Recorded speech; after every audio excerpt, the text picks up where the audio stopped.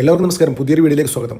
ഉത്തർപ്രദേശിൽ ഹലാൽ നിരോധനം എടുത്തു കളഞ്ഞില്ലെങ്കിൽ മുഖ്യമന്ത്രി യോഗി ആദിത്യനാഥിനെ ബിസ്മി ചൊല്ലി അറുക്കുമെന്ന് ഭീഷണി മുഴക്കിയിരിക്കുകയാണ് ഒരുപറ്റം സുഡാപ്പികൾ. ഉത്തർപ്രദേശിലെ ബറേലിയിൽ നിന്നുള്ള കുറച്ച് സുഡാപ്പികളാണ് ഇത്തരത്തിലുള്ള ഭീഷണി മുഴക്കിയത്. ഇവർ സോഷ്യൽ മീഡിയയിലുണ്ടല്ലോ കുറച്ച് വീഡിയോ അപ്ലോഡ് ചെയ്തു. ഏകദേശം 2-3 മിനിറ്റ് ദൈർഘ്യമുള്ള വീഡിയോ അപ്ലോഡ് ചെയ്തു. അതിൽ അവർ പറയുന്നത് എന്താണെന്ന് വെച്ച് കഴിഞ്ഞാൽ ഹലാൽ നിരോധനം ഉത്തർപ്രദേശിൽ നിന്ന് എടുത്തു കളയണം, ഇല്ലെങ്കിൽ എത്രയും പെട്ടെന്ന് യോഗിയെ ബിസ്മി ചൊല്ലി അറുക്കും എന്നാണ് പറയുന്നത്. അതായത് ബിസ്മി ചൊല്ലി തല വെട്ടുന്ന കാര്യത്തിൽ അതായത് അവരുടെ ആക്ഷനൊക്കെ കാണിക്കുന്നുണ്ട് കേട്ടോ. അപ്പോൾ ഈ 3 മിനിറ്റ് ദൈർഘ്യമുള്ള വീഡിയോ ഏകദേശം 10 മിനിറ്റോളം സോഷ്യൽ മീഡിയ പ്ലാറ്റ്ഫോമിലൊക്കെ കളിച്ചിരുന്നു. അപ്പോൾ എത്രയും പെട്ടെന്ന് ഈ 10 മിനിറ്റിന് ശേഷം ഇവന്മാർ ഈ വീഡിയോ റിമൂവ് ചെയ്തത് പ്രശ്നമാണ്, സംഭവം സീനാണെന്ന് ഇത് കണ്ടിട്ട് ഈ വീഡിയോ ഡിലീറ്റ് ചെയ്തു. പക്ഷേ ഉത്തർപ്രദേശ് സൈബർ പോലീസിൻ്റെ പക്കൽ ഈ വീഡിയോ എത്തി. അതിനുശേഷം വെറും 3 മണിക്കൂർ കൊണ്ട് ഇവന്മാരുടെ ലൊക്കേഷൻ ട്രാക്ക് ചെയ്തു, സകലമാന സംഭവങ്ങളും ട്രാക്ക് ചെയ്തിട്ട് ഇവന്മാർ ഉത്തർപ്രദേശ് പോലീസ് സൈബർ പോലീസ് ഇവന്മാരെ അറസ്റ്റ് ചെയ്ത് കൊണ്ടുപോവുകയാണ് ചെയ്തത്. അതിനുശേഷം ഗവൺമെൻറ് അധികൃതർ വന്നിട്ട് ഇവന്മാരുടെ വീടുകളൊക്കെ ഇടിച്ചു നിരത്തി. ഏകദേശം 4ഓളം വീടുകൾ ഇടിച്ചു നിരത്തി എന്നാണ് പറയുന്നത്. അപ്പോൾ ഉത്തർപ്രദേശ് ഇപ്പം അന്വേഷിച്ചുകൊണ്ടിരിക്കുകയാണ്. ഇവന്മാർ ശരിക്കും 4 വർഷം മുന്നേ ബംഗാളിൽ നിന്ന് ഇവിടത്തോട്ട് ബറേലിലോട്ട് വന്ന് കുടിയേറിയ ആൾക്കാരായിരുന്നു. അപ്പോൾ പോലീസ് ഇപ്പം അന്വേഷിക്കുന്നത് ഇപ്പോൾ ഇവന്മാർ ഇന്ത്യക്കാരാണോ അല്ല ബംഗ്ലാദേശിൽ നിന്ന് കുടിയേറി വന്ന ആൾക്കാരാണോ എന്നാണ് അന്വേഷിക്കുന്നത്. അപ്പോൾ ഉത്തർപ്രദേശിൽ സംശയം തോന്നിയൊരു കാര്യം എന്ന് വെച്ച് കഴിഞ്ഞാൽ 4 വർഷം മുന്നേ അവർ ശരി സാധാ ഹോട്ടൽ തൊഴിലാളികളായിട്ടാണ് ഈ ബറേലിലോട്ട് വരുന്നത്. അപ്പോൾ ഇവരെങ്ങനെ ഇത്ര പെട്ടെന്ന് ഈ 4 വർഷം കൊണ്ട് അവിടെ വീടും പറമ്പും ഇതൊക്കെ സ്വന്തമാക്കി എന്നുള്ള കാര്യം അന്വേഷിച്ചുകൊണ്ടിരിക്കുകയാണ്. അപ്പോൾ എന്ത് തന്നെയാലും യോഗിയെടുത്ത് കളിച്ചു കഴിഞ്ഞാൽ പണി പാളുന്നുള്ള കാര്യത്തിൽ ഒരു സംശയം വേണ്ട. അതാണ് ഇടിച്ച് നിരത്തിയത്. അത് വെറും 2 മണിക്കൂർ കൊണ്ട് അവന്മാരെ അറസ്റ്റ് ചെയ്തു. 3-ാമത്തെ മണിക്കൂർ 1 മണിക്കൂർ കൊണ്ട് ഇവന്മാരെ വീടുകൾ ഇടിച്ച് നിരത്തി. അതാണ് യോഗി. അപ്പോൾ ഇതിന് ആസ്പദമായി സംഭവം പറഞ്ഞുതരാം. കഴിഞ്ഞ ദിവസമാണ് ഈ ഓൾ ഇന്ത്യ ജമാഅത്ത് ഉലമ ഇ ഹിന്ദ് സുപ്രീം കോടതിയിൽ പോയിരുന്നു. ഉത്തർപ്രദേശിൽ ഹലാൽ നിരോധിച്ചല്ലോ. അതായത് അവിടെ കമ്പിക്ക്, സിമൻറ്റ്, കട്ട അങ്ങനെയുള്ള കാര്യങ്ങൾക്കൊക്കെ ഹലാൽ സർട്ടിഫിക്കേഷൻ അവിടുത്തെ സുഡാപ്പികൾ ഏർപ്പെടുത്തി. അപ്പോൾ അതുമായി ബന്ധപ്പെട്ട് യോഗി എന്ത് പണിയെടുത്തെന്ന് പറയും. യോഗി ഇനി ഹലാൽ വേണ്ട, ഉത്തർപ്രദേശിൽ ഇനി ഹലാൽ വേണ്ട, മൊത്തത്തിൽ ഹലാൽ അങ്ങ് നിരോധിച്ചു ഉത്തർപ്രദേശിൽ. അപ്പോൾ അതിനെ ചോദ്യം ചെയ്തുകൊണ്ടാണ് ഈ സുഡാപ്പി ട്രസ്റ്റ് ഓൾ ഇന്ത്യ ജമാഅത്ത് ഉലമ ഇ ഹിന്ദ് ഇവരാണ് കേട്ടോ ഈ ഹലാൽ സർട്ടിഫിക്കേഷൻ കൊടുക്കുന്നത്. ഹലാൽ സർട്ടിഫിക്കേഷൻ കിട്ടാൻ വേണ്ടി ഇവർക്ക് പൈസ കൊടുക്കണം, നല്ല 50,000-60,000 രൂപയൊക്കെ കൊടുക്കണം. അപ്പോൾ ഇവരാണ് ഈ നിരോധനത്തെ ചോദ്യം ചെയ്ത് സുപ്രീം കോടതി ചെന്ന്. സ്വാഭാവികമായിട്ടും അവർക്ക് പൊള്ളുമല്ലോ, അവർക്ക് പൈസ കിട്ടുന്ന കാര്യമാണല്ലോ. അപ്പോൾ ഹലാൽ സർട്ടിഫിക്കേഷൻ മൊത്തം നിർത്തലാക്കി കഴിഞ്ഞാൽ പണി വാളുന്ന ഇവർക്കായിരിക്കുമല്ലോ. അപ്പോൾ വലിയ കോടികൾ കൊടുത്ത് വക്കീലിനെ വെച്ച് സുപ്രീം കോടതി ചെന്നിരിക്കുകയാണ്. അപ്പോൾ സുപ്രീം കോടതി ചെന്നപ്പോൾ അവിടുത്തെ അഡീഷണൽ സോളിസിറ്റർ ജനറലായ തുഷാർ മേത്ത ഒരു ബെഞ്ചിന് മുൻപാകെ ഒരു കാര്യം പറഞ്ഞിരുന്നു. അതായത് ഭക്ഷണത്തിൽ ഹലാൽ എന്ന് പറയുന്ന കാര്യം നമുക്ക് അതിനൊരു ലോജിക്ക് ഉണ്ട്. ഇവിടെ ഈ ബിൽഡിങ്ങുകളൊക്കെ നിർമ്മിക്കാൻ ആവശ്യമായ ഇരുമ്പ്, കമ്പി, കട്ട ഇതിനൊക്കെ എന്തിന് ഹലാൽ? ഇത് അദ്ദേഹത്തെ പേടിപ്പെടുത്തുന്നു എന്നാണ് പറയുന്നത്. അദ്ദേഹം ഒരു ബെഞ്ചിന് മുൻപാകെ പറഞ്ഞ കാര്യമാണ്. ഇത്തരം കാര്യങ്ങൾ ഇന്ത്യയിൽ നടപ്പാക്കുന്നത് ശരിക്കും അദ്ദേഹത്തെ പേടിപ്പെടുന്നു. അപ്പോൾ കോടതി ഇതിൻ്റെ കൂടുതൽ വശങ്ങൾ പഠിച്ചു കഴിഞ്ഞാൽ കോടതിക്കും ആശ്ചര്യപ്പെടുമെന്നാണ് അദ്ദേഹം ഒരു ബെഞ്ചിന് മുമ്പാകെ പറഞ്ഞത്. ശരിക്കും ഇപ്പോൾ അവർ പെട്ടിരിക്കുകയാണ്. ഉത്തർപ്രദേശിൽ യോഗി ഒരു തരത്തിൽ ഇവരുമായിട്ടുള്ള ഒരു കോംപ്രമൈസ് ഇല്ല. എന്തിനാണ് ഈ ഇരുമ്പിനും കമ്പിക്കും കട്ടക്കൊക്കെ ഹലാൽ സർട്ടിഫിക്കേഷൻ? ഇത് ശരിക്കും യോഗി കണ്ടെത്തിയെന്ന് യോഗി പറഞ്ഞതെന്നാണ്. ഇതൊരു മതപരമായ ഡിവിഷൻ സൊസൈറ്റിയിൽ ഉണ്ടാക്കാൻ വേണ്ടിയുള്ള ഇവന്മാരുടെ തന്ത്രത്തിൻ്റെ ഭാഗമാണ്. അല്ലാണ്ട് ഈ ഹലാൽ എന്നൊക്കെ എപ്പോഴും തുടങ്ങിയാടോ ഇത് അടുത്ത കാലത്ത് ഒരു 10-15 വർഷമായില്ല ഇതൊക്കെ ഈ ഹലാൽ എന്നൊക്കെ കേൾക്കാൻ തുടങ്ങിയിട്ട്.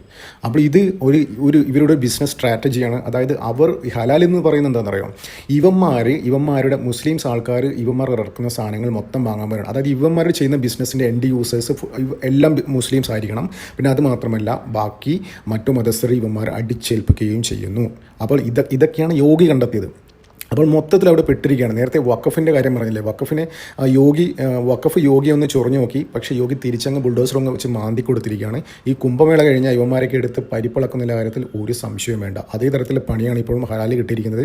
നിങ്ങൾക്കറിയോ, ഈ ഒരു വർഷം ഹലാലിൻ്റെ പേരിൽ ഉത്തർപ്രദേശിൽ മറിയുന്നത് കോടികളാണ്. കോടികൾ എന്ന് വെച്ച് കഴിഞ്ഞാൽ അതിൽ ഈ സർട്ടിഫിക്കേഷൻ എടുക്കാൻ വേണ്ടി തന്നെ ഓൾ ഇന്ത്യ ജമാഅത്ത് ഉലമ ഇ ഹിന്ദിന് ഏകദേശം ഒരാൾ 50,000 രൂപ വെച്ച് കൊടുക്കേണ്ടി വരും. അത് 1-2 വർഷത്തിൽ പുതുക്കുകയും വേണം. ഒരു വർഷത്തേക്കാണെന്ന് തോന്നുന്നു.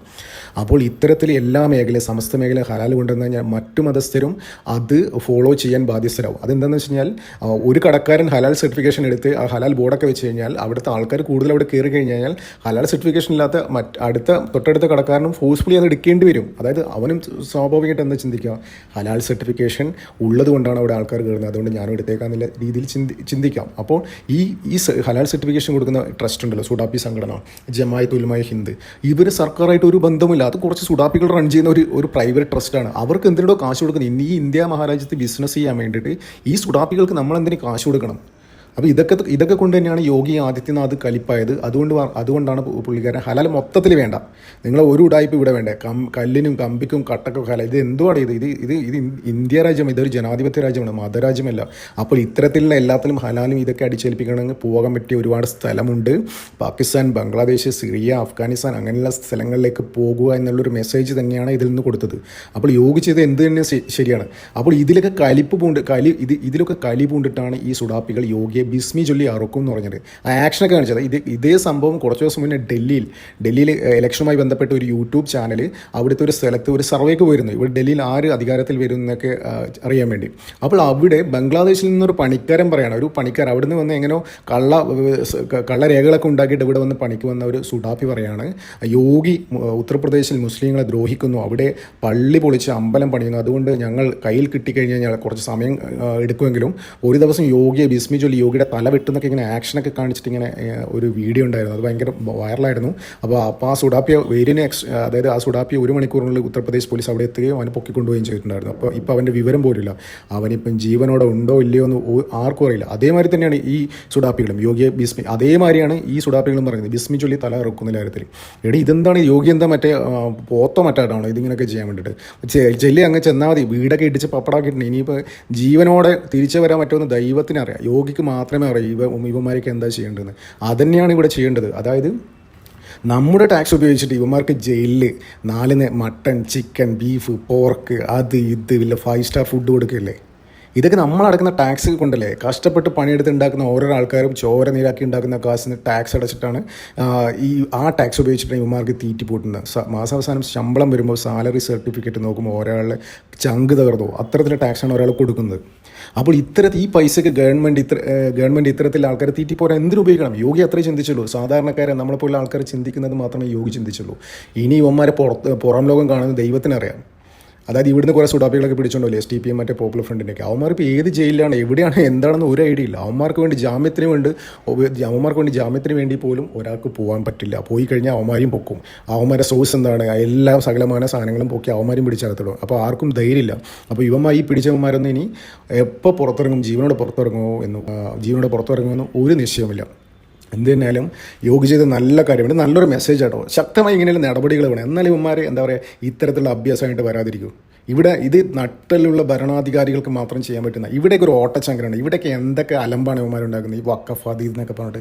ഈ ഉത്തർപ്രദേശ് യോഗി ചെയ്തിട്ടുണ്ടോ വഖഫിൻ്റെ എന്തോ പറഞ്ഞു, വഖഫ് ഭൂമിയാണെന്ന് യോഗി ആദിത്യനാഥിൻ്റെ അടുത്ത് പറഞ്ഞപ്പോൾ നിൻ്റെ ഭൂമി ഞാൻ അളന്ന് നോക്കട്ടെ എന്നിട്ട് പറയാം എന്താ ചെയ്യേണ്ടതെന്ന്. ഇപ്പോൾ അളന്നുകൊണ്ടിരിക്കുക, അളവ് കഴിയുമ്പോൾ പറയാം അവന്മാർ എത്ര ഭൂമി നഷ്ടപ്പെടുന്നു. വഖഫിന് ഏറ്റവും കൂടുതൽ ഇന്ത്യയിൽ ഭൂമിയുള്ള ഒരു സ്റ്റേറ്റാണ് ഉത്തർപ്രദേശ്.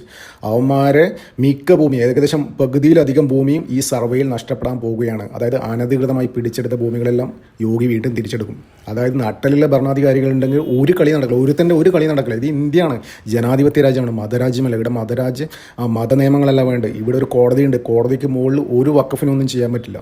അപ്പോൾ ഇവിടുത്തെ ഓട്ടച്ചങ്കൻ ഭരണാധികാരിക്കുള്ള ഒരു ശക്തമായ മെസ്സേജ് കൂടിയാണ്. ഇപ്പോൾ ഈ ഉത്തർപ്രദേശിൽ നിന്ന് വരുന്ന വാർത്തകളും പലതും കാണുന്നത് അങ്ങനെയാണ്. അതായത് പല കമൻറ്റ് നോക്കിക്കഴിഞ്ഞാൽ മനസ്സിലാവും. അതായത് ഇങ്ങനൊരു ഭരണാധികാരികൾ കേരളത്തിൽ ഉണ്ടായിരുന്നെങ്കിൽ ഞങ്ങൾ ആശിച്ചു പോകുന്നു എന്ന്. അത്രമാത്രമേ എനിക്ക് പറയാനുള്ളൂ. എന്തിനാലും ഉത്തർപ്രദേശിൽ യോഗിയെ വധിക്കുമെന്ന് വധഭീഷണി മുഴക്കിയ ഈ സുഡാപ്പികളെ ഇനി പുറം ലോകം കാണിക്കരുത് എന്നാണ് എൻ്റെ വിനയമായ അഭ്യർത്ഥന. നന്ദി, നമസ്കാരം. മറ്റൊരു വീഡിയോ കാണാം.